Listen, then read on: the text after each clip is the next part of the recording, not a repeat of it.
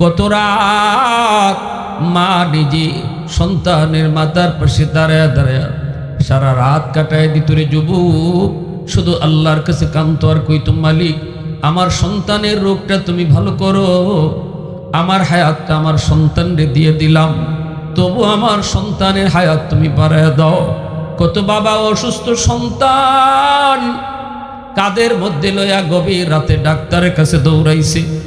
এখনো কত বাবা আমরা চোখে দেখি, গভীর রাতে সন্তান যদি অসুস্থ হয় বাবা কাদের মধ্যে নিয়ে পাগলের মতো বের হয়, গাড়ি পাইব কি পাইব না এই হুঁশ থাকে না। আল্লাহ কয়, যুবক ওই বিষয়টা তোর মনে না থাকলেও আমি আল্লাহর মনে আছে। আল্লাহু আকবার জোরে কও। এজন্য যখনই মার জন্য বাবার জন্য দোয়া করবি, শিশুকালের কথাটা আমি আল্লাহর ইয়াদ করায় দিও, শিশুকালের কথাটা আমি আল্লাহর ইয়াদ করায় দিও।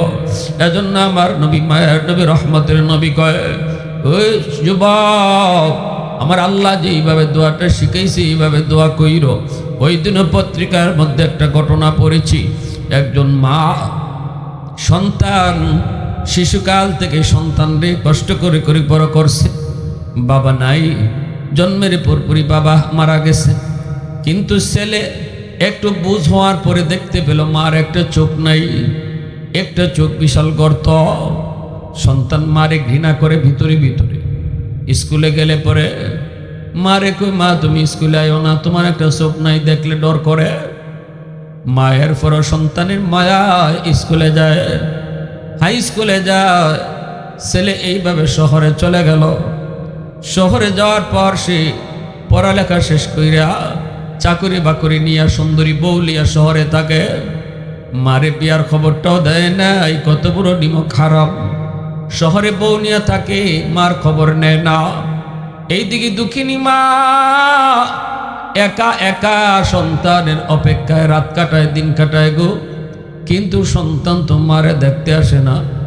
মানুষের কাছ থেকে মায়ের খবর নেই, আমার সন্তান রে তোমরা ঢাকা শহরে দেখছো নি? মানুষেরা কয়, হ মা দেখেছি, তোমার ছেলে তো এখন বাড়ি গাড়ির মালিক। মানুষের মুখ থেকে শুই না মা একদিন ঠিকানা লইয়া ছেলের মুখটা দেখার জন্য শহরে চলে আসলো। বাসার সামনে এসে দরজায় নক করতেই ছেলে দরজা খুলছে। কইলা দেখে মা লাঠিতে বোর দিয়ে দাঁড়ায় আসছে দুঃখিনী মা। ছেলে তো কোনো মারে দেখে দিলটা নরম হয় না। ছেলে ডাক দেয়া কয়, মারে তুমি কেন আইসো? তোমার একটা চোখ নাই, দেখলে ডর করে, বিশ্রী লাগে। আমার বউ যদি তোমারে দেখে বউ তো ডরাইব, ভয় পাইব। কেন তুমি আইসো? এই কথা বলতেই মায় কয়, বাজান আমি থাকতে আসি না, আমি তোর বাসায় থাকতে আসি নাই, কোনো সোয়াল করতে আসি নাই, ভিক্ষা নিতে আসি নাই, শুধু আসছি 10 মাস 10 দিন যেই ছেলেটারে নিজের পেটে রাখলাম এই সন্তানটার চেহারা দেখার জন্য এসেছি। এই বইরা মা চলে গেল। এই ছেলে বেশ কিছুদিন পর তার পাশের গ্রামে একটা অনুষ্ঠান, ওই অনুষ্ঠানে তারে অতিথি করা হয়। অনুষ্ঠানে যোগ দেওয়ার পর কয়, আমার পাশের গ্রামটাই তো নিজের গ্রাম, মারে একটু দেখে আসি। আসছে বাড়িতে মারে দেখার জন্য। আইসা দেখে দরজা লাগানো, ডাক দিছে মা, কেউ দরজা খুলে না। এরপরে একজন মহিলা দরজা খুলছে, চিনে না। কে তুমি? মা কোথায়? কয় আপনি বাড়ির সাহেব। বলে হ। মা কই? কয় আপনার আম্মা 1 সপ্তাহ আগে মারা গেছে। দুনিয়ায় থেকে যাওয়ার সময় কত কান্না করে চোখের পানি জড়ায় কইছে, আমার সন্তানরে একটা নজর দেখাইবানি গো, মরণের আগে আমি আমার ছেলের এক নজর দেখতে চাই। কিন্তু কই পাইমো আমরা আপনারে? কোথায় আপনার ঠিকানা? কে জানে? কে কেমনে খবর দেয়? এই জেনে মা মরণের আগে একটা চিঠি দিয়া গেছে আমার হাতে, আর বলছে কোনোদিন যদি আমার ছেলে আমার খোঁজ খবর নিতে গ্রামে আসে তোমরা চিঠিটা দিও। নেন আপনার মার হাতের চিঠি। যুবক চিঠিটা হাতে নেয়া, চিঠিটা কইলা দেখে মায় লিখতেছে, বাজান কোন দিন তুই মার খবর নিতে গ্রামে আসবে জানি না রে, কিন্তু একটা কথা তোরে মা মরণের আগে চিঠিতে জানায় যায়, মার একটা চোখ নাই, তুই ডরাইতে তোর কাছে বিশ্রী লাগতো, দূরে দূরে রাখতি। একদিনও তো মারে জিগাইলি না বাজান এই চোখটা কোথায় গেছে? আমিও তোরে কই নাই। আজকে মরার আগে মা চিঠির মাধ্যমে জানায় গেলাম শিশুকালে তোর টাইফয়েড জ্বর হয়েছিল, ডাক্তার বলছে তোর চোখ নষ্ট হয়ে গেছে। এই চোখটা উঠাইয়া যদি আর একটা চোখ বসানো না হয় তোর দুটা চোখ নষ্ট হয়ে যাবে। সেদিন আমি ডাক্তারকে বলেছিলাম, ডাক্তার আমার চোখ একটা না লাগলে দুইটা লয়ে যাও, তবু আমার সন্তানের চোখ বাঁচাও। ওই দিন মা চোখ দিয়া তোমার চোখটা বাঁচাইছি। যুবক এই চিঠির বাসা পাইয়া যুবক মাটিতে গড়ায় গড়ায় কান্দে, কিন্তু কোনো লাভ হবে না। ভালো করে মনে রাখো, কোনো সন্তানের ব্যাপারে যদি বাপ মার মামলা থাকে যুবক, তোমার জিন্দিগির নামাজ, তোমার জিন্দিগির রোজা, তোমার জিন্দিগির হজ, তোমার জিন্দিগির সকল দান সদকা সব কিছু আল্লাহর আদালতে আটকা পড়বে। আল্লাহ পাক বলবে, বান্দা তোর নামাজ লইয়া তুই পরে জান্নাতি যা, তোর রোজা লইয়া তুই পরে জান্নাতি যাইবি। আগে তোর মার মামলা, আগে তোর বাবার মামলা, আগে তোর বউয়ের মামলা, আগে ওই মামলাগুলা তুই ডিসমিস কর, এরপরে তুই জান্নাতে যা। বান্দার হক নিয়ে যত মামলা তোমার আমার বিরুদ্ধে আল্লাহর আদালতে দাঁড়াবে, কোন মামলা ডিসমিস না কইরা কেউ জান্নাতে যেতে পারবা। আল্লাহ তার নিজের হক আল্লাহ মাফ করে দিবেন। একক তো নামাজ কাজা হয়েছে, আল্লাহ চাইলে মাফ করে দিবেন। একটা রোজা তোমার আমার কাজা হয়েছে, আল্লাহ চাইলে মাফ করে দিবে। কিন্তু মানুষের হক মাইরা কেউ যদি কবরে যাও, আল্লাহ বিন্দু পরিমাণ এই ব্যাপারে ছাড় দিবে। এজন্য যুবক, আমার নবী, দয়ার নবী, মায়ার নবী, তিনি বলতেছেন ওই মদিনার যুবকরে, যেই যুবক নবীর সামনে আইছে, যুবকের দিলের ভিতরে আল্লাহর ভয়, যুবক দিলের ভিতরে আল্লাহর ভয়। যুবক হলো দিনদার, বড় নেককার। যুবক যৌবনে আল্লাহকে ডরায়। যেই যুবক যৌবনে আল্লাহকে ডরায়, এই যুবক যৌবনেই আল্লাহর ওলি হয়ে যায়। যৌবন কালটা হলো আল্লাহর ওলি হওয়ার বয়স। বুড়া মানুষ যত তাড়াতাড়ি আল্লাহর ওলি হয়, যুবক বহু আগে আল্লাহর ওলি হয়ে যায়। একজন বৃদ্ধ মানুষ না, হাজারো বৃদ্ধ মানুষের সেজদা যদি এক পাল্লায় রেখে দেওয়া হয়, একজন যুবকের সেজদা যদি এক পাল্লায় রাখা হয়, নবী বলেন যুবকের সেজদার পাল্লা ভারী হয়ে যায়। লা ওয়ারআ কাল কাফি আও কামা ক্বালা নবী আলাইহিস সালাম। বুড়া মানুষ চাইলেও অনেক গুনাহ করতে পারবে না, কারণ তার শরীরে দেয় না, শক্তিতে কোলায় না। কিন্তু যুবক, তার শক্তি ছিল, সুযোগ ছিল গুনাহ করার। যুবক যদি রমজানে রোজা না রাখতো, কেউ তারে তেমন কিছু কইতো না। বুড়া মানুষ চিন্তা করে, রোজা না রাখকে যদি দোকানও খাই, মানুষে কইব মিয়া এক পাও কবরে গেছে আর এক পাও দুনিয়ায়, এখনো রোজা রাখো না। কিন্তু একজন যুবক সেই রকম চলতে পারে, তার মতো হাজারো যুবক এমন রোজা রাখে না। কিন্তু এরপরও যেই যুবক কয় না না না, মানুষের ডরে আমি রোজা রাখতেছি না, আমি আমার আল্লাহ ডরে রোজা রাখি, ওই যুবক যৌবনে যখন আল্লাহরে ডরাইয়া আল্লাহর হুকুম মানে, গুনাহ থেকে নিজেরে বাঁচায়। অন্ধকারে সুযোগ ছিল যুবকের জিনা করার, এরপরও আল্লাহ ডরে করে না। দরজা বন্ধ, কেউ দেখে নাই, দেখেন কে? একটু জোরে বলেন কে? রাতের অন্ধকারে কেউ দেখলো না, দেখেন আমার আল্লাহ। এই ভয় অন্তরে নিয়ে যেই যুবক গুনাহ থেকে নিজেরে বাঁচায়, রাসূল বলেন তোমাদের মধ্যে সেই তো আল্লাহর ওলি। এজন্যই যৌবনকালের ইবাদত আল্লাহ পাক হাসরের ময়দানে গোটা জিন্দেগির হিসাব নেওয়ার পরে যৌবনের হিসাবটা আলাদা নিব। আন উমরিহি ফিমা আফনাহু, জীবন তুমি কোন পথে ব্যয় করেছো, এই হিসাবটা নেওয়ার পর যৌবনের হিসাব লাগে না। জীবনের ভিতরে যৌবন ছিল, কিন্তু আল্লাহ আবার যৌবন কালটার হিসাব আলাদা নিবে। ওয়ান শাবাবিহি ফিমা আবলাহু, যৌবন কোন পথে ব্যয় করেছো, যেই যৌবনে আমি তোমারে ওলি বানাইবার কথা, ওই যৌবনটা তুমি কোন কাজে ব্যয় করছো হিসাব দাও। আল্লাহর কাছে যৌবনকালের হিসাব পুরাপুরি না দিয়া একজন মানুষও আল্লাহর সামনে কদম বাড়াতে পারবে না। এজন্য মদিনার যুবক আমার নবীর সামনে যখন জানতে চাই, নবী গো আমার আব্বা আম্মার জন্য আমি কেমনে খেদমত পাঠাবো? রসুল কয়, যখনই মনে পড়ব নামাজে বলো আর নামাজের বাইরে বলো, কবর দেখকে বলো আর কবর না দেখকে বলো, যখনই কইবা রব্বির হামহুমা কামা রাব্বায়ানি সগীরা, সাথে সাথে তোমার খেদমত আল্লাহ তোমার বাপ মার কবরে পৌঁছায় দিব। 2 নম্বরে নবী বলেন ওয়াল ইস্তিগফারু লাহুমা, মার জন্য বাবার জন্য তুমি বেশি বেশি দান সদকা করবা। মা নাই বাবা নাই, মসজিদে দান করো, মাদ্রাসায় দান করো, গরিব দুঃখী অসহায় মানুষকে দান করো। যখনই বাপ মার নামে তুমি আল্লাহর রাস্তায় দান করবা, কোনো অসহায় গরিব মানুষকে সাহায্য করবা, সাথে সাথে আল্লাহ পাক তোমার খেদমত বাপ মার কবরে পৌঁছায় দিব। 3 নম্বরে নবী বলেন ইনফাজু আহদিহিমা বিন বাতিহিমা, নবীজি ওয়াজটা করতেছেন একজন যুবকের সামনে রাখা। কয়জন যুবক নবীর সামনে? একটু আওয়াজ দিয়ে বলেন কয়জন? আর বক্তাও নবী একজন, বক্তাও একজন, শ্রোতাও একজন।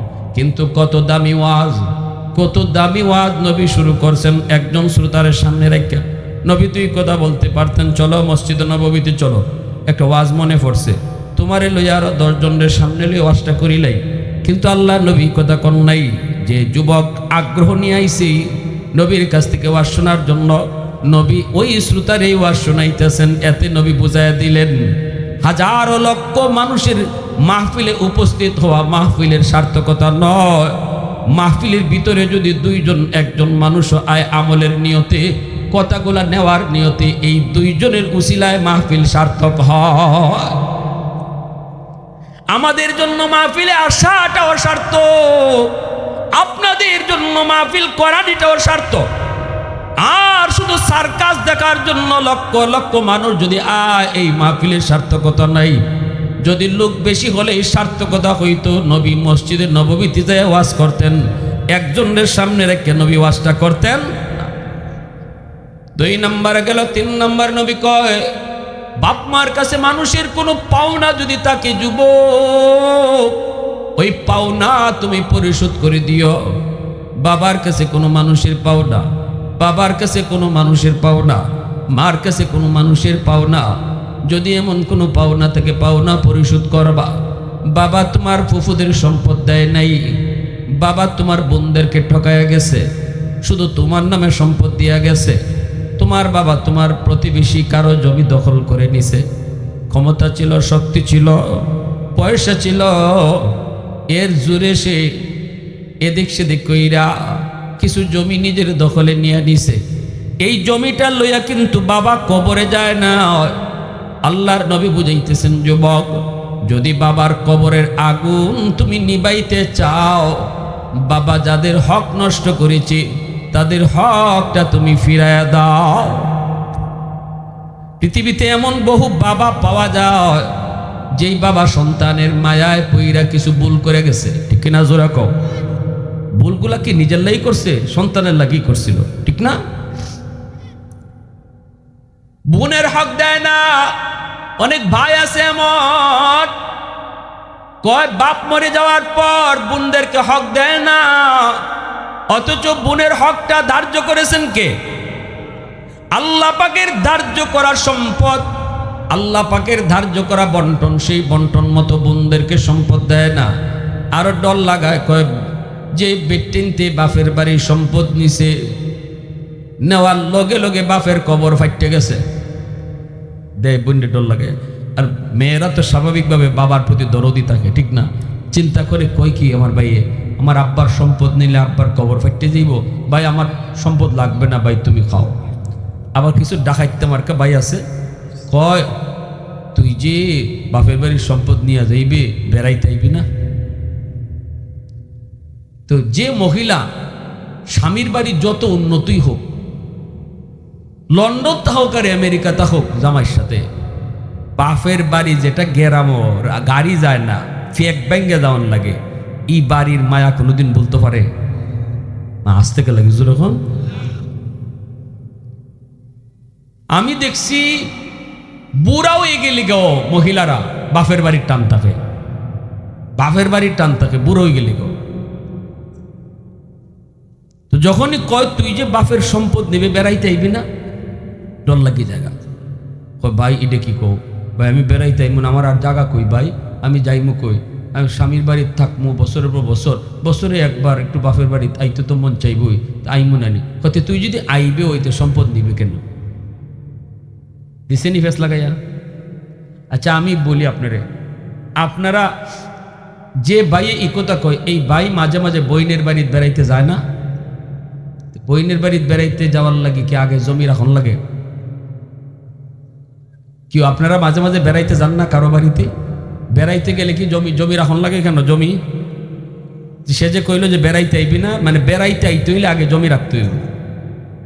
এই ধরনের কথা কইয়া কইয়া যে সমস্ত ভাইয়েরা বইনদের সম্পদ দখল করে খাইছ, মনে রাখ কবরে যাওয়ার লগে লগে শুরু হইছে আগুন, শুরু হইছে আগুন। ভাই হইয়া ভাইয়ের সম্পদ তুমি হক মারছ, ভাইয়ে তোমার বিদেশ থেকে টেকা দিছে, আর তুমি এই টেকা দিয়া সব জমি নিজের নামে রাখছো। আওয়ার লগে লগে ইবাই হিবাই 900 হিসাব দিয়া বাইরে বুঝ দিয়া দিছ। বুঝ দিতা পারবায় দুনিয়ার মানুষে, কিন্তু জোরে কোন উফরে আসেনি না নাই? আল্লাহরে বুঝ দেওয়া সম্ভব 900 কইয়া? এজন্য আল্লাহ রসুল কইতেছে, মা বাবার কবরে যদি কোনো সন্তান কিছু ফাটাইতে চাও, খেয়াল করে দেখো বাবা কারো হক নষ্ট করছে কিনা। যদি বাবা কারো হক নষ্ট করে থাকে, তুমি সন্তান হিসেবে বাবার ওই হকটা, যার হক ছিল তারে বুঝাইয়া দাও। তা তোমার ফুফুদের হক যদি বাবায় নেয়া থাকে, ফুফুদেরকে ডাকো, ডেকে বলো ফুফু এই যে নেন আপনার সম্পদ, আমার আব্বা ভুল করছে, আমি করতাম না, ফুফু এটা তো আমার লাগে আব্বাই দিয়া গেছিল, আমি বুঝাইয়া দিয়া দিলাম। চাচারে ডাকো, চাচা না থাকলে স্বাস্থ্য বাইরারে ডাকো, ডাকিয়া চাচার হক চাচারে বুঝাও। প্রতিবেশীর কোনো জমি যদি এরম শিম টেল্লা রাতের আদারও, মা আমাদের সমাজে কিছু এটা এখন কমছে, কিছু ঘুম থেকে উঠতেই দেখা যায় শিম একা তৈরি গেছি গিয়া, ঠিক না নাই? খেতর আইলে গেছুন গিয়া দেখবা আইল কাটা, হাই রে 4 আঙ্গুল জমি নিয়া মনে হইতেছে বেচারা দুনিয়া ধনী হয়ে গেছি গিয়া। খেতের আইল কাটে, আইল খেতের আইল কাটে, বাড়ি ঘরে শিম ঠেলে। ওই এই ধরনের কামকাজ যদি তোমার বাবা কইরা থাকে, আর তুমি সন্তান হিসাবে তুমি জানো আল্লাহ রসুলের 3 নম্বর ওয়াজ, রসুল কয় দ্রুত এই সম্পদ বুঝাও, আর নতুবা বাবার নামে আত্মি জবাই কইরা জিয়াফত করলেও আগুন নিভত না। গরু না আত্মি, আত্মি বাবার নামে হাতি জবাই কইরা যদি মানুষে খাওয়াও, এরপরে কবরের আগুন বাপের নিভত না, যদি তুমি বাবা যার হক নষ্ট করছে এটা ফেরত না দাও।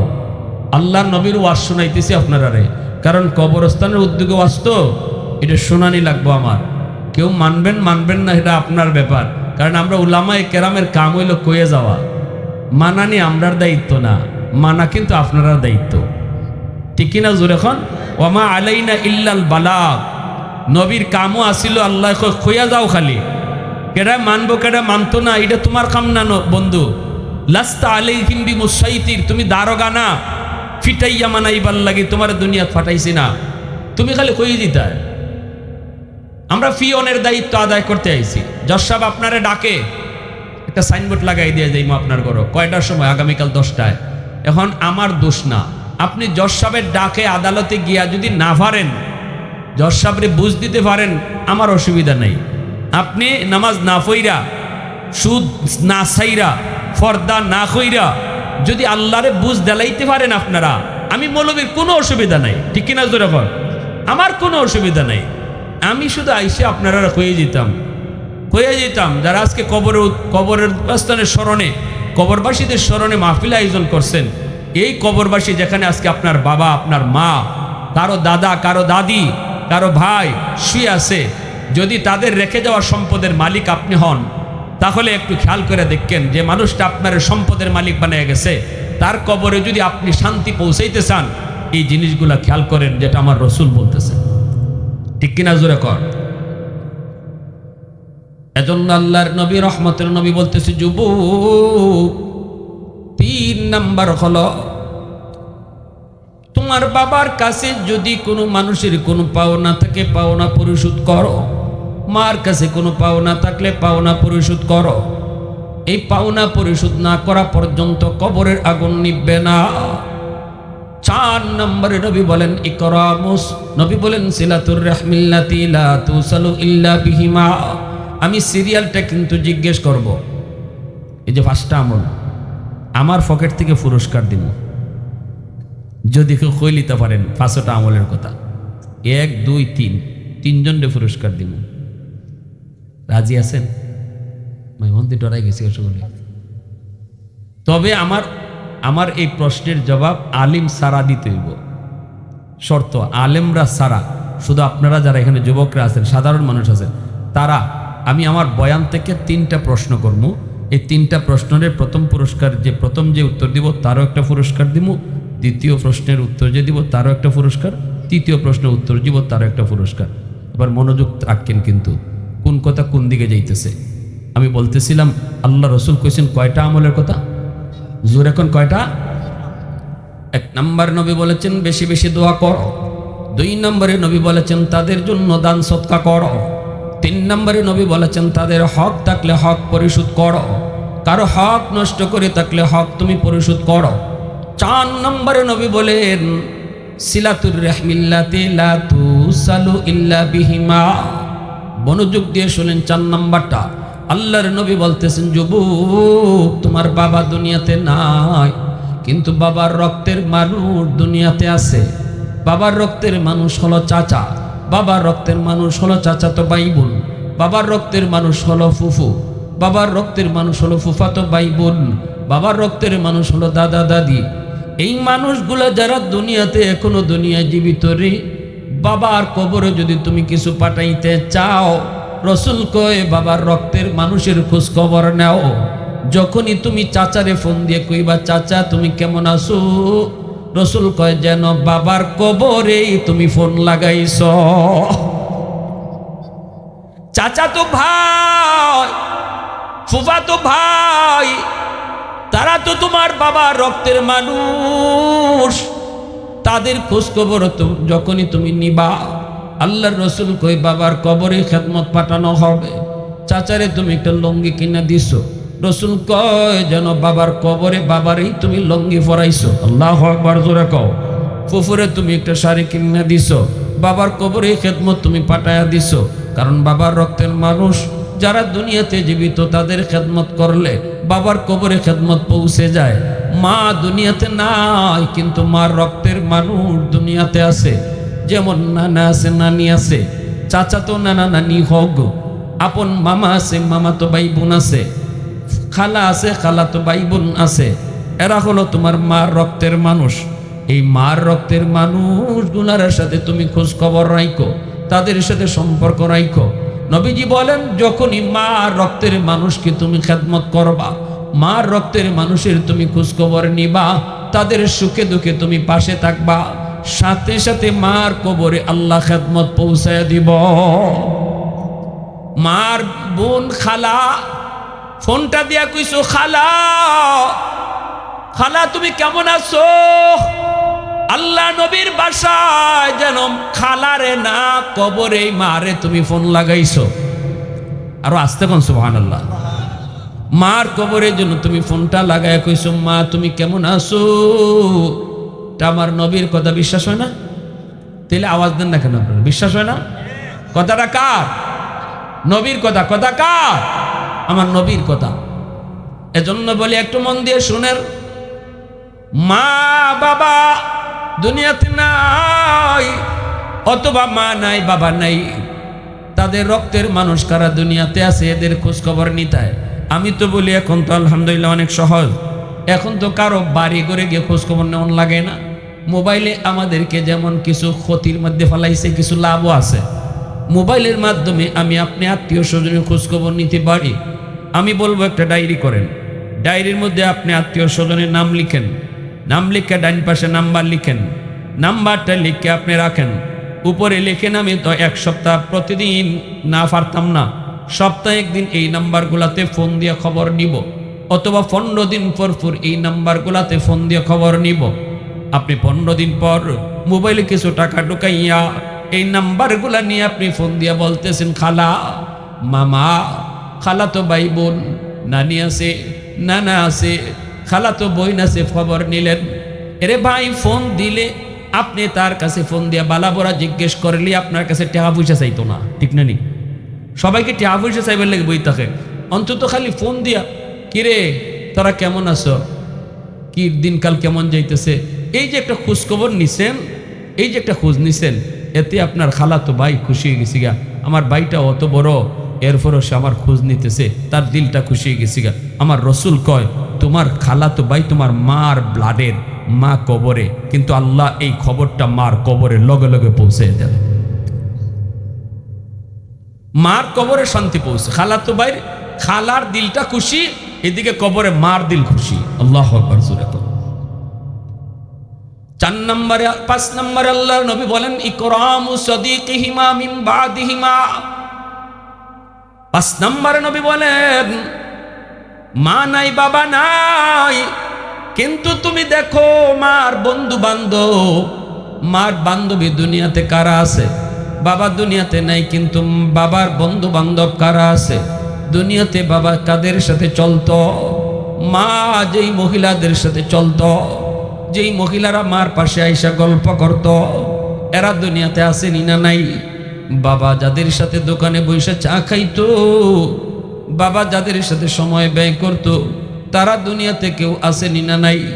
যদি বাবার বন্ধু বান্ধবকে তুমি পাও, আল্লাহর নবী বলেন ওই বাবার মতোই তুমি তারে শ্রদ্ধা কইরো। যখনই ওই বাবার বন্ধুকে তুমি বাবার মতো শ্রদ্ধা করবা, সাথে সাথে খেদমত আল্লাহ বাবার কবরে পৌঁছায় দিব। এজন্য বাবার বয়সী মানুষের সাথে বেয়াদবি কইরো না। বাবার বয়সী মানুষের সাথে বেয়াদবি করলে বাবা কবরে কষ্ট পায়, আর বাবার বয়সী মানুষের সাথে তুমি যদি সুন্দর আচরণ করো, তাহলে বাবা কবরে শান্তি পায়। যখনই বাবার কোনো বন্ধুরে কইবা, চাচা আব্বা দুনিয়াতে নাই, এখন আপনারও আমরা দেখি না, আব্বা থাকলে তো আমাদের বাড়িতে কত যাইতেন, চাচা আসেন না আমাদের বাড়িতে একটু চা খায়া যান, চাচা আসেন না একটা চা খায়া যান, চাচার একটা চা খাওয়াইলেন, ঈদের সময় একটা লঙ্গি কিনে দিলেন। আল্লাহর নবী কই, যুবক, যেন বাবার কবরে তুমি বাবার এই লঙ্গি পরায়া দিছ। এই কথাটা আমার নবী আরো সুন্দর করে বুঝাইছেন। নবীজি একদিন আম্মাদান আয়েশা সিদ্দিকা রাদিয়াল্লাহু তাআলা আনহাকে নিয়া নবীজি খাইতে বসছেন। নবীর সামনে অনেকগুলা রুটি, আল্লাহর নবী রুটিটা দেইখা নবী খাইতে পারেন না, নবীজির চোখ থেকে দর দর করে পানি পড়ে। আল্লাহর নবী কান্দেন। আম্মাদান বলতেছেন, নবী গো আপনি কান্দেন কেন? নবী বলতেছেন, আয়েশা তোমরা আমার সুখের দিনের স্ত্রী, কিন্তু আমার খাদিজা ছিল আমার দুঃখের দিনের স্ত্রী। আমার খাদিজার সামনে আমি কোনোদিন এতগুলো রুটি নিয়ে হাজির করতে পারি নাই, আজকে তোমার আমার সামনে এত রুটি, এই রুটিগুলি দেখে আমার খাদিজার কথা মনে পড়ে গেছে গো, কেমনে খাই কেমনে খাই, যাও একটা রুটি আমার খাদিজারে দিয়ে আসো। আম্মাদান আয়েশা সিদ্দিকা রাদিয়াল্লাহু তাআলা আনহা বলেন, নবী গো আপনার খাদিজা তো কবরে শায়িত, কেমনে আমি রুটি দিব, কেমনে তার রুটি খাওয়াবো? মায়ার নবী চোখের পানিটা মুইসা নবী বলতেছে, আয়েশা আমার খাদিজা যদিও কবরে শায়িত, কিন্তু খাদিজার একজন বান্ধবী এখনো দুনিয়াতে জীবিত আছে, নাম হলো নাফিসা। এই নাফিসারে একটা রুটি যদি তোমরা খাওয়াও, আমার খাদিজার এই রুটি খাওয়ানো হলো। والليل মেঘে জুলফে মুহাম্মদ কা তারান্নুম, والشمس من رخسارے احمد کا ترنم، والفجر মেঘে صبح رسالت کی بشارت، والعصر মেঘে دور نبوت کی بشارت، ہر پھول মেঘে روی مدینہ کا تبسم، शाखों की लचक में बेक़दा का तकल्लुम, यासीन से मौला ने कभी उनको पुकारा, हामीम कभी और कभी तासीन इशारा, ये रमज़ो के कुछ आशिक़ माशूक़ के माबैन समझा है जिन्हें खल्क़ में एक सरवर कौनैन समझा है जिन्हें खल्क़ में एक सरवर कौनैन। मुसलमानेर आवाज़े कहो अल्लाहु আকবার, आरो जोरे कहो अल्लाहु আকবার। আমার ভাইরা বন্ধুরা, এজন্য বলতেছিলাম রে যুবক, আল্লাহর নবী রহমতের নবী ওই মদিনার ওই যুবক, যেই যুবক মদিনার একটা প্রসিদ্ধ গোত্র বনু তামিম গোত্রের যুবক, এই যুবককে নবীজি খবর এই ওয়াজটা শুনাইলেন। এরপরে নবীজি বললেন, জানোনি যুবক, বাপ মার নামে মসজিদ মাদ্রাসায় দান করো। জুনাইদ বাগদাদি একদিন ঘুমায় রইছেন, স্বপ্ন যুগে দেখতে পেলেন একজন জাহান্নামী চেহারার একজন মানুষ ওনার সামনে হাজির। জুনাইদ বাগদাদি বলতেছেন, কে গো তুমি, কি তোমার পরিচয়? লোকটা কয়, হুজুর আমি আপনার গ্রামেরই একজন মানুষ, অনেক দিন আগে আমার মরণ হয়েছে, কবরের মধ্যে আমি আগুনে ফুরতেছি, জাহান্নামের কষ্ট আমার কবরে। আল্লাহ আমাকে জানাইছে দুনিয়াতে আমার একটা মেয়ে, ওই মেয়েটাকে যদি একটু আপনি যে কোন মেয়েটাই যদি আমার নামে দান সদকা করে, আল্লাহ বলেছেন এই দানের উসিলায় আমার কবরের আযাব মাফ করে দিবে। জুনাইদ বাগদাদি ঘুম থেকে ওইটা মেয়েটার খবর নিতে চললেন। মানুষেরা কয়, হুজুর এই মেয়েটার চরিত্র ভালো না, ওর কাছে আপনি যায়েন না। জুনাইদ বাগদাদি কয়, না, যে কোনো মূল্যে মেয়েটার কাছে আমার যেতে হবে গো, কারণ জরুরি একটা খবর। নদীর পারে যায় তিনি মেয়েটারে পেয়ে গেলেন। জুনাইদ বাগদাদি কয়, মা গো আমি একটা খবর নিয়ে এসেছি। মহিলায় কয়, মেয়েটায় কয়, কার খবর? কয়, তোমার আব্বার। কয়, আমার বাপের আবার কি খবর? বাপ তো কত আগেই মরে গেছে, কত আগেই তো বাপ মরে গেছে। জুনাইদ বাগদাদি কয়, ওই বাপের খবর আল্লাহ আমাকে স্বপ্ন যুগে দেখাইছে, জাহান্নামের আগুনে আছে সে কবরে, কিন্তু আল্লাহ তার একটা খবর দিছে, তুমি তার একমাত্র সন্তান, আজও পর্যন্ত বাবার নামে কোনো দান সদকা করো নাই, আল্লাহর কাছে একটু হাত উঠাও নাই। যদি তুমি তোমার বাবার নামে একটু দোয়া করো, দান সদকা করো, এর উসিলায় আল্লাহ তোমার আব্বার কবরের আযাব মাফ করে দিবে। এজন্যই সন্তান হলো বাপ মার জন্য সদকায়ে জারিয়ার। যুবক দিন শিখায় যাও, নামাজি বানায় যাও, সন্তানটারে আলেম বানাও, সন্তানটারে হাফেজ বানাও। কবরে বাপ মার যদি আযাব হয়, সন্তান যদি নেককার হয়, ওই নেককার সন্তানের উসিলায় আল্লাহ বাপ মার কবরের আযাব আল্লাহ মাফ করে দেয়। এজন্য সন্তানরে দিন শিখায় যাও। ওই লোকটাই মেয়েটারে দিন শিখায় নাই, পর্দা পুশিদের শিখায় নাই, কোরআন শিখায় নাই, আখিরাতের বুঝ দেয় নাই, যার জন্য মেয়েটা চরিত্রহীন হয়ে গেছে। জুনাইদ বাগদাদি কথা বলার পর এইবার মেয়েটাই কয়, কোন কি আপনি দান সদকা করলে আব্বার কবরে আগুন নিবি যাইব? বলে হ। সাথে সাথে এক মুষ্টি পানি হাতের মধ্যে লইয়া জুনাইদ বাগদাদির দিকে ঢিল মারছে। নেন, এই পানিটা আমার বাপের লাগে সদকা করলাম। জুনাইদ বাগদাদি সাথে সাথে বডিটা সরায় ফেলছেন, পানিটা ওনার শরীরে পড়ছে না, মাটিত পড়ছে। মনের ভিতরে বড় কষ্ট নিয়ে তিনি চলে গেলেন, ঘুমাইছেন। স্বপ্ন যুগে দেখেন ওই লোকটা, যে লোকটা গত রাত্রে এসেছিল জাহান্নামী চেহারায়, আজ ওই লোকটাই জান্নাতি চেহারা লইয়া জুনাইদ বাগদাদির সামনে হাজির। আল্লাহর ওলি জুনাইদ বাগদাদি কয়, ভাই কেমনে পরিবর্তন হলো, কেমনে হলো? তোমার মেয়েটা তো তোমার নামে কোনো সদকা করে নাই, বরং ঠাট্টা করেছে, মজাক করেছে, আমার সঙ্গে তামসা করেছে। আমি তো আরো কষ্ট পেয়েছি। এমনি লোকটা কয়, হুজুর আমি আপনার শুকরিয়া আদায় করতে এসেছি। আমার মেয়েটা জাহান্নামী, মেয়েটা অনেক দুশ্চরিত্রা, কিন্তু আপনার খবর শোনার পর যে পানি ছিটা দিছে, এই পানিটা কিন্তু আপনার গায়ে লাগে নাই, পানিটা পড়েছে মাটিতে। যেই জায়গার মধ্যে পানিটা পড়ছে ওই জায়গায় একটা পোকা দীর্ঘদিন যাবৎ পানির তৃষ্ণায় ছটফট ছটফট করে। ওই পোকাটার মুখে যখন পানিটা পড়ছে, সাথে সাথে পোকার জীবন রক্ষা হয়েছে। আর পোকাটায় দোয়া করছে, আল্লাহ যার উসিলায় আমি পানি পায়া জীবন রক্ষা হলো, আল্লাহ তুমি তারে মাফ করো। এই উসিলায় আল্লাহ আমারে মাফ করে দিছে।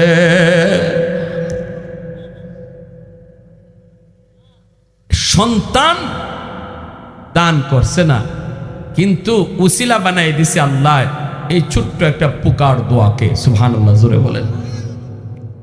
প্যারে হাজিরিন, এজন্যই আল্লাহ রাসূল সাল্লাল্লাহু আলাইহি ওয়াসাল্লাম কইছে, বাপমার কথা ইয়াদ হইলে বেশি বেশি বাপমার জন্য তুমি দান সদকা করো, মসজিদ মাদ্রাসায় গরিব মানুষকে, তাহলে আল্লাহ ওই দানের খবর বাপমার কবরে আল্লাহ পৌঁছাইয়ে দিব। জুনাইদ বাগদাদি কেটা জানেননি? উনি বাগদাদের বহুত বড় একজন কুস্তিগির আসলা। এই কথাটা কই শেষ দিচ্ছি বয়ান। জুনাইদ বাগদাদি বহুত বড় একজন কুস্তিগির, উনি এরকম আল্লাহর ওলি ছিলেন না। ওই জুনাইদ বাগদাদি কুস্তিগির করে করে জাতীয় পর্যায়ে বীর হয়েছেন। আজকে ওনারে সরকার পুরস্কৃত করব। তিনি বাগদাদের সবচেয়ে বড় বীর, ওনার সাথে কেউ কুস্তিতে পারে না। পুরস্কার দেওয়ার আগে বাদশাহ কইছিল, আসনি জনগণের ভিতরে এমন কেউ, সরকারি একটা মেডেল দেওয়া হবে জুনাইদকে, কেউ কি এমন আসো শেষমেশ জুনাইদের সাথে কুস্তি করবা? যদি করো তাহলে সুযোগ আছে, আর নতুবা জাতীয় বীর হিসাবে তারে আমরা খেতাব দিব, এখন এক স্বর্ণের মেডেল দিব। সাথে সাথে একজন বুড়া মানুষ, আর তো পারেন না, শৈল্য শক্তি নাই, এই বুড়া মানুষটা দাঁড়ায় কইতেছে, যাবো না, জুনাইদের সাথে আমি কুস্তি করব। হাঁটবার শক্তি নাই। তো সব মানুষ তো অবাক হয়ে তাকাইছে, ঘটনা কি? হুশ আসেনি তোমার? 100% হুশ আছে। জুনাইদের সাথে তুমি কুস্তি করবা, যদি মইরা যাও রিক্স নিব কেটায়? আমার রিক্স আমি নিব, কাগজ কলম আনেন, কারো রিক্স নিতে হইব না, আমার রিক্স আমি, কুস্তি আমি করব। তখন দেখা যায় সব মানুষ অবাক। সেই রকম নিজের রিক্স নিজে নিয়া জুনাইদ বাগদাদির সাথে কুস্তি করার জন্য মাঠে হাজির হয়ে গেছি গা। হাজার হাজার দর্শক গ্যালারিতে, মাঠের মধ্যে জুনাইদ বাগদাদি কুস্তি করবো কেডায়? একজন বুড়া মানুষ, ঠিকমতো আটার শক্তি নেই। এখন মানুষ দেখতেছে, দুইজন আস্তে আস্তে কাছে গেছে পরেই কুস্তি লাগার আগে তো একটু কথা হয়। তো বুড়া মানুষটা যায় কইতেছে, জুনাইদ আমারে চিনো? না, আমি আপনার চিনি না। তো আপনি কোন সাহসে আইছেন আমার সাথে কুস্তি করতে? জুনাইদ বাগদাদির এই বুড়া লোকটা কয়, তুমি আমারে চিনলে সেলুট দিবাই। জানো জুনাইদ, জীবনে তো বহু মানুষে হারাইছো, আজকে আমার সাথে তুমি পারবা না, কারণ আমি আমার নবীর বংশের একজন মানুষ, আমি তোমার নবীর বংশের একজন মানুষ। আমার পরিবার আজকে 3 দিন যাবত না খাইয়া, আমার বাচ্চাগুলি উপাস। নবীর বংশের হওয়ায় কারো কাছে সাহায্যের হাত পাততে পারি না, এটা আমার রসুলের নিষেধ। অতএব যদি আজ নবীর বংশের ইজ্জতের খাতিরে তুমি নিজে নিজে হারো, তাহলে নবীর বংশের কয়েকজন মানুষের পেটে খাদ্য জুটবে, তাদের মুখে হাসি ফুটবে। এখন চিন্তা করে দেখো তোমার কাছে কোনটা বড়, তোমার মেডেল বড় নাকি নবীর বংশের ইজ্জত বড়? আল্লাহু আকবার। এই কথা শোনা মাত্রই জুনাইদ বাগদাদির চোখ দিয়ে পানি পড়ে গেছে, আর বলতেছে যে আজ তুমি জয়ী হবে। যখন কুস্তি লাগছে, মানুষজন তো আর এই কথা শুনছে না যে কি কানাকানি হয়েছে। মানুষ দেখতেছে কি জুনাইদ বাগদাদিকে ধরছেন, জুনাইদ বাগদাদি ধরছেন ওনারে ফালানোর জন্য, খুব চেষ্টা করতেছেন ফালাইবার জন্য। আসলে তো উনি ফালাইবার চেষ্টাই করে নাই, মানুষে দেখাইতেছে যে খুব চেষ্টা করতেছে বুড়া মানুষটারে ফালানোর জন্য, কিন্তু ফালাইতে পারতেছে না। হঠাৎ করে বুড়া মানুষটা খালি আস্তে করে এমনি এরম করছে, জুনাইদ বাগদাদি একদম ধপাস দিয়ে মাটিতে পড়ে গেছে। আর ওই বুড়া মানুষটা বুকে উঠা বলতেছে, এই যে দেখেন আমি জয়ী।